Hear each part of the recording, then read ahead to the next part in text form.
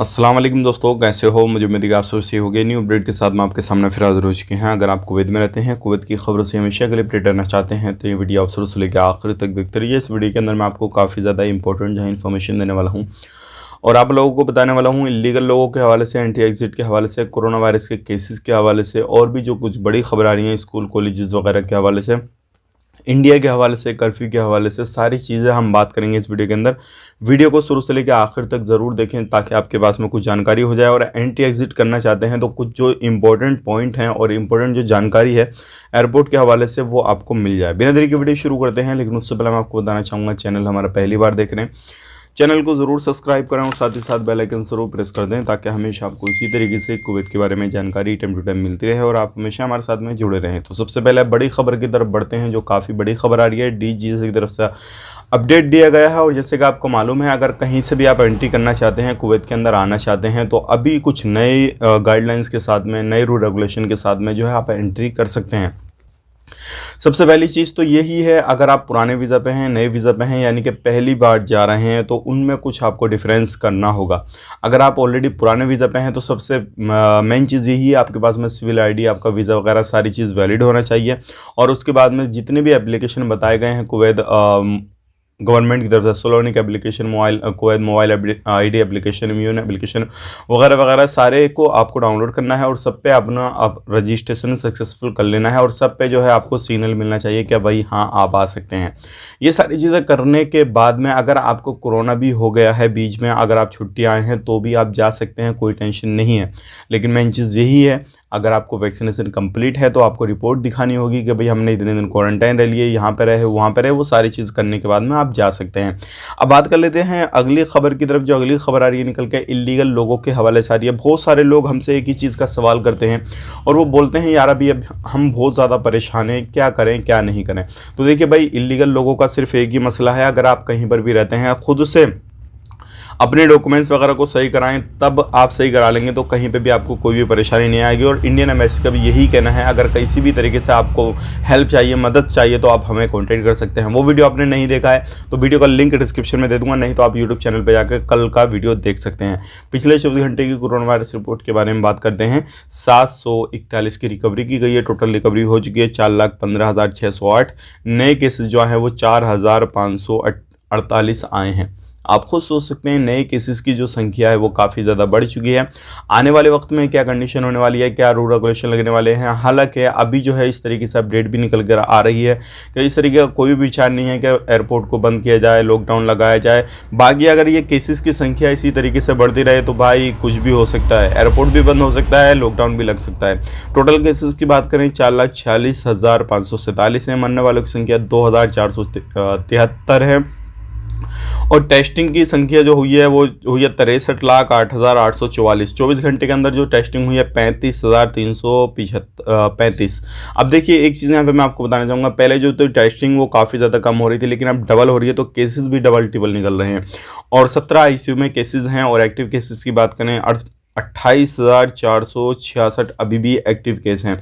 तो ये थी पिछले 24 घंटे कोरोना वायरस रिपोर्ट। अगर आप इससे ही रिलेटेड कहीं पर भी कुछ भी करना चाहते हैं या फिर कोई भी जानकारी लेना देना चाहते हैं, आप तो 151 पे कॉल करके इन्फॉर्मेशन वगैरह ले दे सकते हैं। अब यहीं पे बात कर लेते हैं इंडिया की। तो इंडिया कितने केसेस निकले हैं 24 घंटे के अंदर, तो इंडिया भी पीछे नहीं है। जैसे कि आपको मालूम है, शुरू आपने देखा होगा उस टाइम पे जो केसेस निकल रहे थे 2 लाख 3 लाख इस तरीके से एक एक दिन के केसेस निकल रहे थे। तो वही कंडीशन अभी चल रही है इंडिया के अंदर। लेकिन वो अलग बात है कि लोग अभी इसको जान चुके हैं, कोरोना वायरस को सारी चीज़ें जान चुके हैं और वैक्सीनेशन वगैरह सारी चीज़ों के लोगों कुछ के लग चुकी है, कुछ के बाकी है, लेकिन वैक्सीन जो है इसकी दवा आ चुकी है। तो एक ही दिन के अंदर 1,94,000 लोग जो है वो पाए गए हैं कोरोना पॉजिटिव। तो आप खुद सोच सकते हैं कि भाई इतने केसेस ज़्यादा निकल रहे हैं और आने वाले वक्त में क्या हालात होने वाले हैं। इंडिया हो या फिर कुवैत हो या फिर सऊदी अरब हो, सऊदी अरब के अंदर भी कम नहीं है, 5,000 के करीब केसेस निकल रहे हैं। बात करते हैं ओमिक्रॉन की, जो केसेस निकल रहे हैं कुवैत के अंदर वो 50% यूरोप कंट्रियों से जो लोग आ रहे हैं उनके ही हुआ निकल रहा है। तो इस तरीके से ये सारी चीज़ें हो रही हैं और हो सकता है जो फ्लाइट अभी चल रही हैं यूरोप कंट्री की या जिस कंट्री में ज़्यादा केसेस आ रहे हैं तो उसकी फ़्लाइट को बंद किया जाए। ये हो सकता है क्योंकि पहले भी इन्होंने कहा था कि जिस कंट्री में ज़्यादा केसेस आएंगे हम उसकी कंट्री को फ़्लाइट को बंद कर देंगे। मुंशी पार्टी ने जो है दुकानों को क्लोज़ किया 1115 शॉप हुई क्लोज़। और ये जो सारी चीज़ें थी वो हेल्थ रूल रेगुलेशन को लेकर थी। अब अगर कहीं पर भी आप दुकान वगैरह कोई भी चीज़ चलाते हैं, कुछ भी करते हैं, तो सोशल डिस्टेंसिंग का ध्यान रखना है, मास्क वगैरह का ध्यान रखना है, और जो भी चीज़ें हैं, जो भी rule regulation ministry of health की तरफ से बनाए गए हैं उनको फॉलो करते हुए अपने कस्टमर अपने पास में रखने हैं या अपने वर्कर भी अपने पास में रखते हैं, तो सारी चीज़ों को ध्यान में रखना है। अब ये जो बंद की गई हैं इनमें सबसे मेन चीज़ जो है वो यही है कि बहुत सारे लोग जो थे काम कर रहे थे लेकिन मास्क वगैरह नहीं लगा रखे थे, दुकानदार भी, तो ऐसे दुकानदारों की शॉप को बंद किया गया है। तो वो सारी चीज़ें आपको ध्यान में रखनी है कहीं पर भी आप रहते हैं, कुछ भी करते हैं।